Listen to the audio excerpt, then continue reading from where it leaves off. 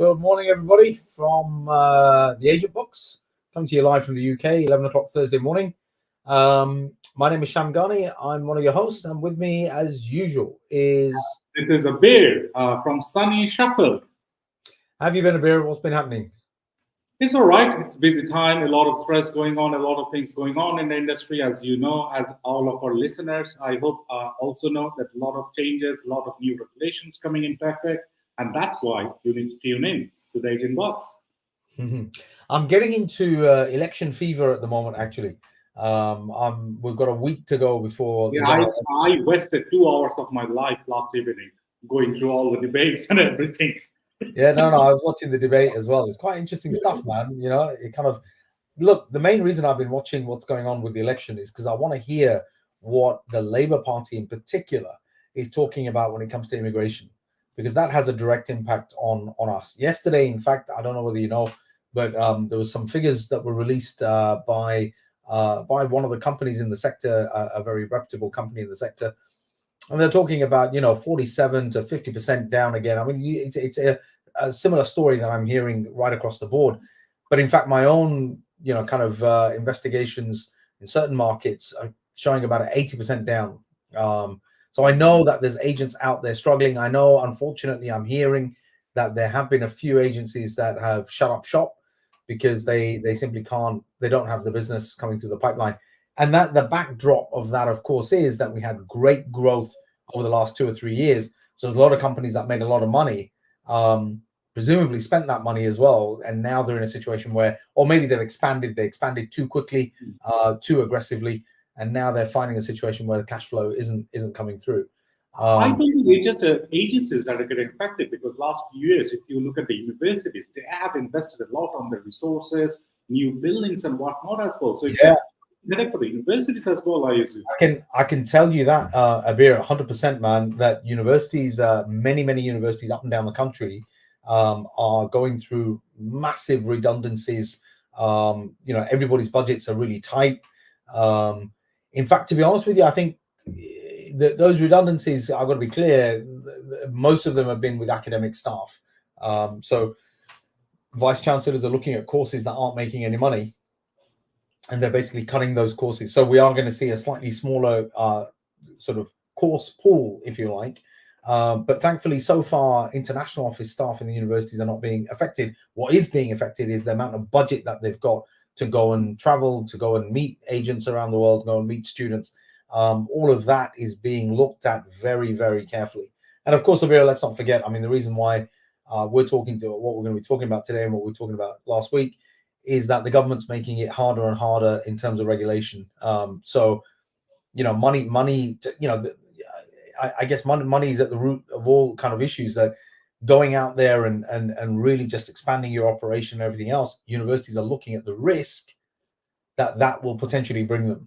Do you know what I mean? That if they start opening up markets that they don't know anything about, or they're, not really active in, all of a sudden those markets start creating risk for them, then they've got a bigger problem. Do you know what I mean? So yeah, it's a bit of a messy, but you know what, Abir, when over the years, I've seen, the peaks and troughs in this business many times. I'm sure you have as well, where we have good years followed by not so good years, and then, it bounces back. Absolutely.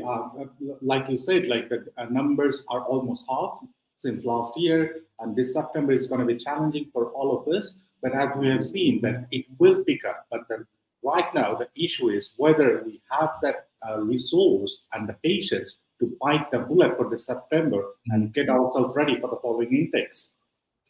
Absolutely. Well, look, guys, listen, we're going to try and keep this episode quite short. I know everybody's really busy, and we've been running over quite a lot in the last few episodes, so I want to keep this one quite tight. What we want to talk about today is a follow-on. Like I said last week, Abir and I talked about the AQF and what it's all about, and what does it mean for us. And we're going to be expanding a little bit on that over the next few weeks. We might not do it every episode, but we're going to be aiming to kind of talk about that over the next couple of weeks. Maybe next week's episode, or no, maybe not next week, but the week after, is going to be impacted by the election and who's coming in and what we think might be happening post-election in our sector. But the thing that I wanted to address today is actually aimed at perhaps, and this is an assumption I'm making, right? But it's almost aimed at smaller agents. It's aimed at smaller agencies. In fact, some of the agents that are sub-agents, okay, where you're working with a platform provider, and basically, working, sending your students through their contracts. The thing that I want to talk about in relation to the AQF is, we know that it's an agent quality framework, but what's in it? There's 5 distinct areas that have been split out, okay? But there is one common aspect or format to all 5 sections, which is that what the British universities want us as agents to do, and our sub-agents, right? So agents and sub-agents. So it doesn't matter the size of your agency, everybody's going to be impacted by this. I think the question is, that the bigger agents probably have more resource to be able to get people to do some of the stuff that they need to do. So there's 2 aspects to this. One is that you need to have an awful lot more paperwork to run your agency. That's point number 1. The second, perhaps more difficult point, is that you're gonna be expected to prove that you have this paperwork and that the paperwork is working. Now, let's look at one aspect. Right, one aspect of this is there's a section in there called student-centered practice. Okay, what that basically means is that you as an agent are more interested in the student rather than your commission. That's essentially what it's talking about. That you're not thinking about your commission, you're actually thinking about your student. Now, most agents, I think almost every agent that we could ask would say, well, of course I'm thinking about the student. That's what it's all about. They want you to demonstrate that. They want you to prove it, that you are not interested as much in your commission as you are in the service that you're delivering to your student. So Well, go on. at the same time, there's a gray area about when you are thinking about a student, whether you are thinking about the student with compliance and the integrity of the information in mind as well. Because I have an experience with sub-agents, because as you know, sub-agents has always been a tricky. So they would tell me, oh, I'm hiding this information to safeguard the student, because if I disclose this information, the university is not going to give me offer, or he's not going to get a visa. See, this is exactly what they want to get rid of. Okay, they want to get rid of these smoke and mirrors that we all are familiar with. That basically, well, the student doesn't really have all the money; they're borrowing the money off somebody, temporarily. I'm not going to tell the university that, because otherwise the university's not going to give me an offer. For example, this happens all the time. Certainly happens in West Africa, happens in South Asia. I'm sure it happens in most markets around the world.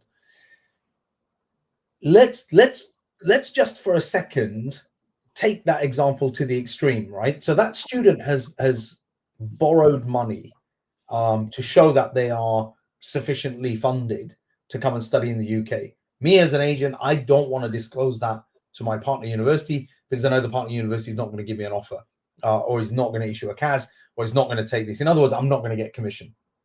Now, the student wants to go to the UK. Perhaps the student is genuine. Perhaps the student actually does want to study, but the student doesn't have the money right now, and they believe that the money will come. Okay, once they're in the UK, the money will come. Now, let's get that student to the UK. So we didn't tell anybody anything about this. We kind of covered everything up. We put in a good visa application. They got the visa and they came to the UK. The moment they arrive in the UK, the university is demanding money. Okay, the university, it's the first thing the university is going to do, particularly where you have universities where the deposits are low. One of the things that they always sort of mention to us, they're not very quick at putting it out there, is that the deposits are low, but your student has to pay the remainder of the money before they enroll. So that means literally they land in the UK, they go to the university and they want to enroll. The first thing they're going to be told is that you don't have enough money. Yeah. Okay. Now you need to pay. Let me debunk this myth of like when a student can come to the UK, they can earn enough to pay their tuition fees. Let us just put it out there. For example, I think the minimum wage here in the UK is right now is like 11.44 per hour, if I'm not wrong. Yeah. So with the NI contribution and the tax and everything, let's say for our sake of our calculation, they get like, let's say, £10 an hour, right? Mm. They're allowed to work, let's say, 20 hours a week. And this is the best case scenario. If he gets a job that has like 20 hours availability and he gets that, so it's about, so in a week, he earns about, let's say, 200 quid. In a month, 800. Let's just round it up to 1,000. Even with that, in a 12 months period where he is working the maximum available time with the wage, he's earning about £12,000. And with the UK's living expenses right now, at least you are expending 700 to 800 quid, even if you just want bare minimum for your living standards. So that's £200 maybe that you are saving over every month. And over the year, that's just 2.5 grand. So So you can't how? look, Abir, listen, man. I tell you, I've been in this business long enough to know that, and I've always, I have advised students when I've spoken to them that if you don't have the money, don't go. Simple as that. You don't have the money, don't go, because you are going to create such a problem for yourself when you're in the UK and now everybody's demanding money. Your landlord is demanding your rent. You know, your university is demanding your tuition fees. At the end of the day, when the university is demanding tuition fees, you know, the university is simply going to cut you off from all access. It's not a case of, okay, so the finance team are asking me for money. I'm just going to still go to class. I'm going to go talk to my teacher. I'm going to tell my teacher, look, hey, look, I'm really struggling right now. You know, he's going to understand. He's a nice guy. You know, I'm sure that I've heard that the university is very supportive. So they're going to support me through this. Absolutely no way are they going to support you on this. I tell you that now. I've worked for 25 years in UK universities. I can tell you categorically, this is not going to work, right? And what's going to happen is, this is the AQF in play. What's going to happen is the university is going to ask, so where did this student come from? Why? Because the UKVI is going to ask, where did this student come from? Because why is the UKVI going to get involved? When this student can't pay, the compliance team in the university is simply going to withdraw the CAS that has been issued. So this student now becomes an illegal immigrant if they stay in the UK beyond the time that's been allowed for them to pack up and go home. Even once they've gone home, the UKVI is going to ask the university, why did you withdraw the CAS? So the university is then going to have to say, well, the student didn't have any money. Then the UKVI is going to come back and say, well, where did you recruit this student from? How are you, Mr. University, recruiting students that don't have the money? Why are you doing that? And then they're going to be like, all right, who did it come through? Oh, it came through Agent X. So then it goes back to Agent X. Now, with the agent quality framework, show me what you counsel this student with. Show me evidence. Show me evidence. Show me that you have, advised this student that they need to basically, have all the money. Now, I know that the agent box is sponsored by Sam CRM, but if you don't have a CRM system, you don't record this kind of stuff. How are you going to prove that? Oh, I had a conversation. I've got a half-baked WhatsApp message. Do you understand? Or maybe actually, because I just wanted my commission, I didn't even tell that student that this is going to happen. I thought something's going to happen. It'll get sorted. The student's not dumb. They'll be able to figure it out. And it doesn't get figured out. And you don't get any commission. Okay. So there's a financial loss to you. But more importantly, you are killing your contract. Yeah. Because you can't prove. Up to now, what has happened is somebody from the international office might give you a call, right? Organize a call online. And then they will have a problem with you. They'll be like, look, man, the student, they didn't have any money. We can't do this. And it gives you the opportunity to basically then say, oh, look, Abir, I'm really sorry, man. This is not going to happen. The student was lied to me. He did this, he did that. I say all that. Meanwhile, of course, the student said to Abir at the university that the agent didn't tell me any of this. Yeah. The agent promised me that I would get a job the moment I arrive and I'd be earning serious money and I'll be able to pay my tuition fees. I'll be able to pay my rent and I'll be having a great life. That's what he's telling Abir at the university. And let me tell all our agent friends, it just doesn't end here, because you have lost reputation with that particular university. You are losing that contract, but it is just not that contract. No. because these universities is going to talk amongst themselves like, oh, do you know Mr. Abir from X agency? They are doing this sort of like. Well, I tell you something, Abir. If the government, whichever government comes in, if they get away with what they plan to do, then the government is going to hold a register of agents, and actually the university is going to be obliged to report this particular agency to the government. Do you understand what I'm saying? So it's no longer between you and your mate in the international office. It's no longer between you two. Some other person in the university is going to be reporting on the agent activities. And if your viewers remember last week when you talked about the London statement, and it was just not articulated by one government, there are several others. So even if you think, oh, I'm just not going to work with UK, I'll work with Australian universities, they might have that information as well. Exactly. You don't know. Yeah. And I think personally, I think there's going to be, that might take a little bit more time, but I think there will be a collaboration or collaborative approach on this, because the Brits, the Australians, the Canadians, Brits, Australians, and Canadians work very closely together. The US tends to be a little bit outside of that, but those countries always work very close together when it comes to this sort of stuff. But look, guys, the point that I'm trying to make in today's episode is this, that you need to be thinking about your company paperwork and your company systems. There's no two ways around that. Okay, absolutely, there is no two ways around that. I myself recently had to write a complaints procedure, and that complaints procedure was a student complaining. How does a student complain to the agency? How does a sub-agent complain to the agency? What will the agency do about that? Where is that information kept? How many days will it take to resolve a complaint? Who's going to deal with the complaint? How is the complaint going to be investigated? All of these things you have to think about. You cannot get away with. I personally think that maximum of our agent friends don't have that in place yet. This is my fear. My fear is that actually it's trying to understand how you're going to do this. And look, the complaints is just one aspect. There are so many of these that you have to do, and not just have the documents. You can't just say to the university, oh, look, here's a document that I've got. It's about how are you using that document. I'll give you an example, right? And we are running out of time, but I'm going to give you a quick example. Many, many years ago, when I worked as an agency based in London, we used to have a piece of paper back in those days, right? For every single walk-in student that came to our offices all around the world, they had to fill out this form and sign it. And that form had a lot of information on it, right? About how much it costs to work with us, or whether it's free, what services we're going to provide, the fact that every information they're giving us is true, okay? The fact that they haven't applied through another agent to the universities that they want to apply through us, all sorts of different things. And we have it signed.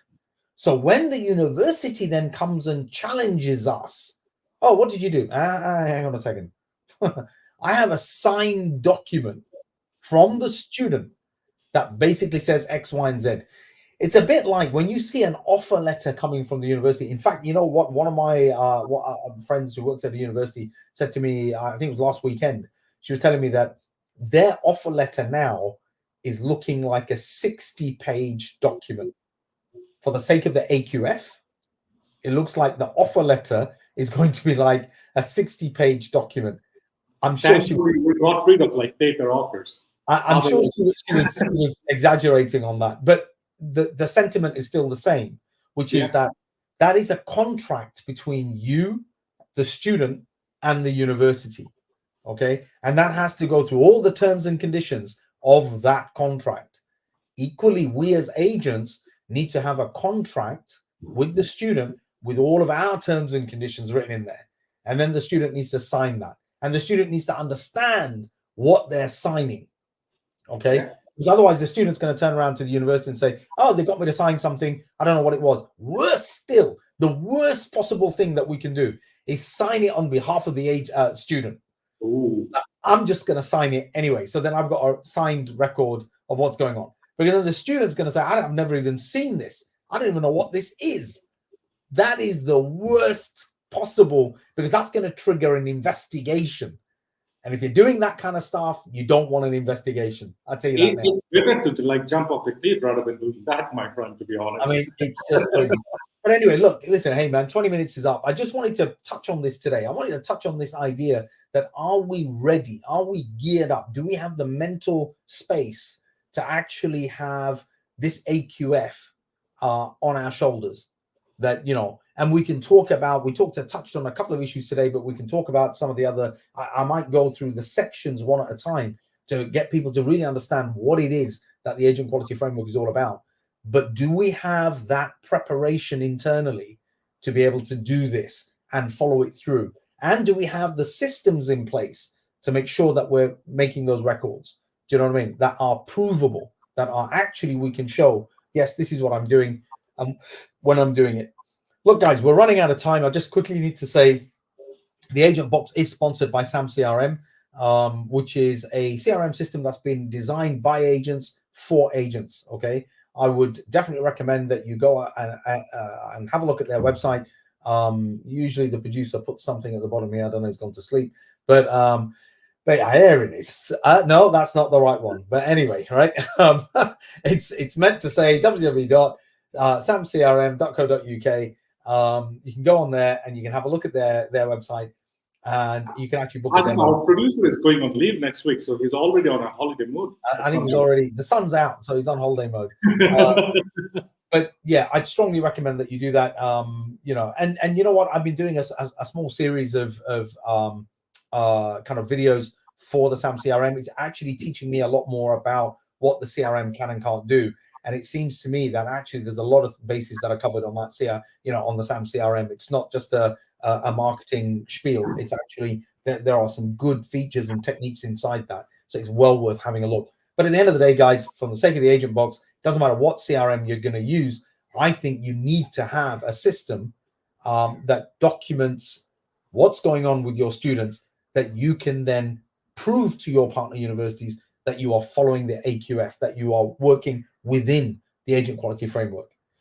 But with that said, that's it from us, really, to be honest with you. If you head over to our website, which is now disappeared, but it's www.theagentbox.co.uk. You can have a look at all the previous stuff that we've been doing, but also you can, get in touch with us. There's a phone number there as well, and an email address. Get in touch with us with your thoughts and comments. How are people thinking or feeling about the AQF? What are you guys doing to prepare yourselves internally?